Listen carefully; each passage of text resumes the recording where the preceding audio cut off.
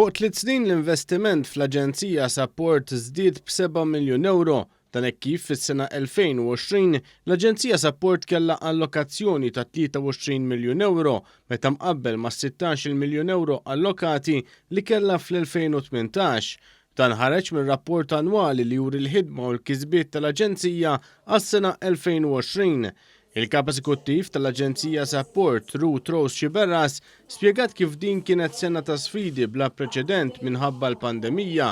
Madankollu kienet waħda bosta kisbiet għall-istess aġenzija fil-ħidma tagħha ma' persuni b'diżabilità u l-familji tagħhom. L-ikbar kisbiet kienu ovvjament is-saħħa u s-sigurtà tal-ħaddiema u tal-klijenti tagħna li aħna żammejnihom il-bogħod mit-tixrid tal-virus peress li aħna għandna diversi residenti u għandna anka djar ukoll anka ċentri ta' matul il-jum, jiġifieri żammejna il-virus il-bogħod. Ukoll ftaħna ċentru ġdid kif ukoll nedejna il-helpline għal persuni b'diżabilità. Fis-sena 2020 intefqu wkoll kważi 2 miljun u 800,000 euro fuq 3 residenzi ġodda, waħda fiż-Żurrieq li x-xogħol fuqha huwa kompletament lest u 2 oħra fil-Qrendi u f'Ħalkirkop. Dan bħala parti mill-proġett Soċjetà Ġusta li kien weda elettorali tal-Partit Laburista.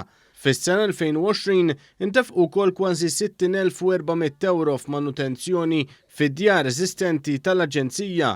Il-Ministru għall-Inklużjoni u l-Kwalità tal-Ħajja Giulia Farrugia Portelli stqarret kif dan ir-rapport annwali juri biċ-ċar fejn il-Gvern irid jieħu lil dan is-settur fis-snin li ġejjin, fost l-oħrajn permezz ta' żieda fl-investiment. Dan ir-rapport ikkonferma l-ħidma bla preċedenti li kellna fis-settur tal-persuni b'diżabilità fejn għall-aktar darba din kienet l-iktar sena li kellna flus investiti f'dan is-settur 23 miljun euro li tfisser 2 miljuni aktar fuq is-sena preċedenti.